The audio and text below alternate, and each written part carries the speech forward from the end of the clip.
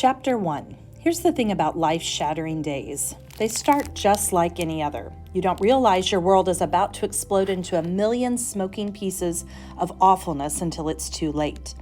The last Friday of my freshman year, I wake in my dorm room at 5 a.m. as usual. I get up quietly so as not to disturb my roommates, change into my swimsuit, and head for the ocean. I love the campus early in the morning. The white concrete facades of the buildings are turning pink and turquoise in the sunrise. The quad's grassy lawn is empty except for seagulls and squirrels waging their eternal war for the snack crumbs we students have left behind. The air smells of sea salt, eucalyptus, and fresh cinnamon rolls baking in the cafeteria. The cool Southern California breeze raises goosebumps on my arms and legs. It's times like this I can't believe I'm lucky enough to go to school at Harding Pencroft Academy. Assuming I survive this weekend's trials, of course. I might wash out in disgrace or die tangled in a net at the bottom of some underwater obstacle course. But hey, it's still better than ending the term doing 5 jillion multiple-choice problems on some state-standardized test. I follow the gravel footpath that leads to the ocean. 100 yards past the Naval Warfare Building, the cliffs drop into the Pacific. Far below, white surf ribs the steel blue sea. Waves rumble and reverberate around the curve of the bay like the snores of a giant. My brother Dev is waiting for me at the edge of the cliff. "You're late, Anna Banana." He knows I hate it when he calls me that. "I will push you off," I warn. "Well, you could try." When Dev grins, he does this lopsided squint, like he can't equalize the pressure in one ear. The other girls tell me it's adorable. I'm not convinced. His dark hair is spiky in front, like a sea urchin. He claims it's his style. I think it's just because he sleeps with a pillow over his face. As usual, he's wearing his standard black HP wetsuit with the silver shark logo on the front, indicating his house. Dev thinks I'm crazy to make the dive in a swimsuit. In most ways, he's a tough guy. When it comes to cold temperatures, though, he's kind of a baby. We do our pre-dive stretches. This spot is one of the few places along the California coast where you can free dive without getting smashed to pieces against the rocks below. The cliffs are sheer, plunging straight into the depths of the bay. It's quiet and peaceful this time of morning. Despite Dev's responsibilities as a house captain, he is never too busy for our morning ritual. I love him for that. "What did you bring for Socrates today?" I ask. Dev gestures nearby. 2 dead squid lie glistening in the grass. As a senior, Dev has access to the aquarium's feeding supplies. This means he can sneak little treats for our friend under the bay. The squid are about a foot long from tail to tentacles, slimy, silver, and brown like oxidized aluminum. Loligo opalescens, California market squid. Lifespan 6 to 9 months. I can't turn off the data stream.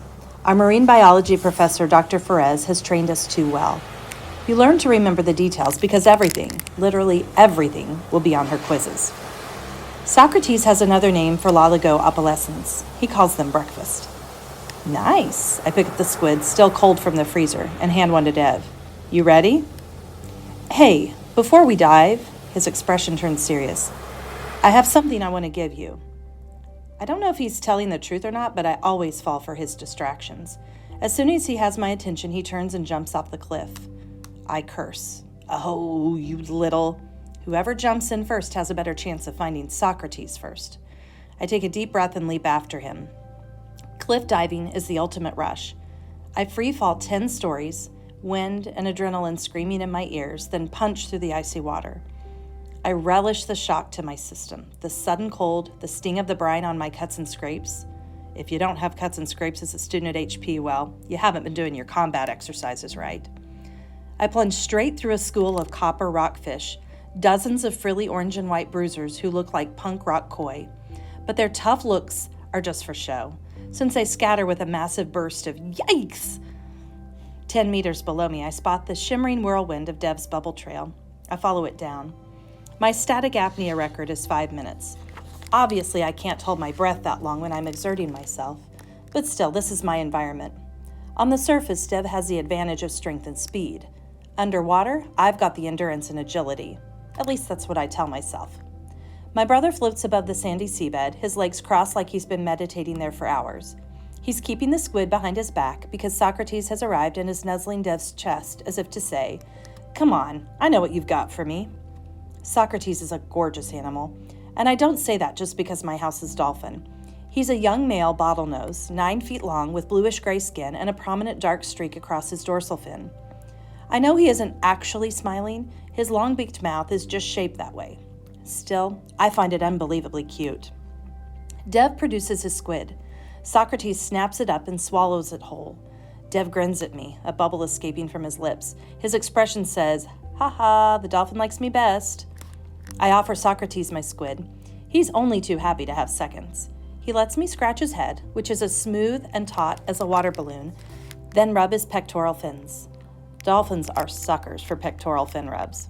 Then he does something I'm not expecting. He bucks, pushing my hand up with his rostrum in a gesture I've come to read as, "Let's go," or "Hurry." He veers and swims off, the wake from his tail buffeting my face. I watch until he disappears into the gloom. I wait for him to circle back. He doesn't. I don't understand.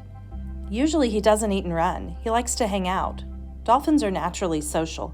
Most days he'll follow us to the surface and leap over our heads, or play hide and seek, or pepper us with squeaks and clicks that sound like questions. That's why we call him Socrates. He never gives answers, just asks questions. But today he seemed agitated, almost worried. At the edge of my vision, the blue lights of the security grid stretch across the mouth of the bay, a glowing diamond pattern I've grown used to over the last 2 years. As I watch, the lights wink out, then flicker back on. I've never seen them do that before. I glance at Dev. He doesn't appear to have noticed the change in the grid. He points up. "Race you."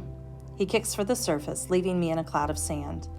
I want to stay under longer. I'm curious to see if the lights go out again or if Socrates comes back. But my lungs are burning. Reluctantly, I follow Dev. After I join him on the surface and catch my breath, I ask if he saw the grid flicker off. He squints at me. "Are you sure you weren't just blacking out?"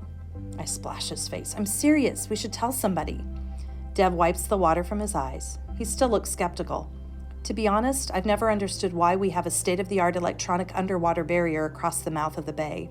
I know it's supposed to keep the sea life safe by keeping out everything else, like poachers, recreational divers, and pranksters from our rival high school, Land Institute. But it seems like overkill, even for a school that produces the world's best marine scientists and naval cadets. I don't know exactly how the grid works. I do know it isn't supposed to flicker, though. Dev must see that I'm genuinely worried. "Fine," he says, "I'll report it." Also, Socrates was acting weird. A dolphin acting weird. Okay, I'll report that too.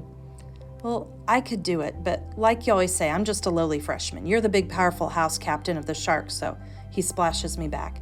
"If you're done being paranoid, I really do have something for you." He pulls a glittering chain from the pouch of his dive belt. "Happy early birthday, Anna." He hands me the necklace, a single black pearl set in gold. It takes me a second to understand what he's given me. My chest tightens. "Mom's?" I can barely say the word. The pearl was the centerpiece of Mom's Manga Sultra, her wedding necklace. It's also the only thing we have left of her. Dev smiles, though his eyes get that familiar melancholy drift. "I got the pearl reset. You'll be 15 next week. She'd want you to wear it." This is the sweetest thing he's ever done for me. I'm going to start weeping. But why not wait until next week? "You're leaving for your freshman trials today. I wanted you to have the pearl for luck, just in case, you fail spectacularly or something." He really knows how to ruin a moment. "Oh, shut up," I say. He laughs. "I'm kidding, of course. You're going to do great. You always do great, Anna. Just be careful, okay?" I feel myself flush. I'm not sure what to do with all this warmth and affection. "Well, the necklace is beautiful. Thank you." "Of course." He stares at the horizon, a flicker of worry in his dark brown eyes. Maybe he's thinking about the security grid, or he really is nervous about my weekend trials. Or maybe he's thinking about what happened 2 years ago when our parents flew over that horizon for the last time. "Come on," he musters another reassuring smile as he has done so often for my sake. "We'll be late for breakfast." Always hungry, my brother, and always moving. The perfect shark captain. He swims for shore. I look at my mother's black pearl, her talisman that was supposed to bring long life and protection from evil. Unfortunately for her and my father, it did neither. I scan the horizon, wondering where Socrates has gone and what he was trying to tell me.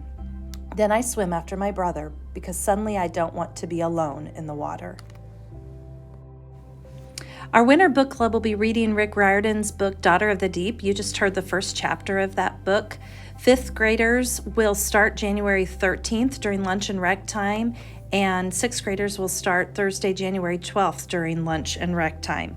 If you are interested in participating, go to Destiny and sign up using the Google form and bring $10 to the library by Monday, January 9th so we can get the books ordered. This is a great opportunity to read a fabulous book and to get to spend one rec time a week in the library. When it's nice and cold outside, you'll be nice and warm inside.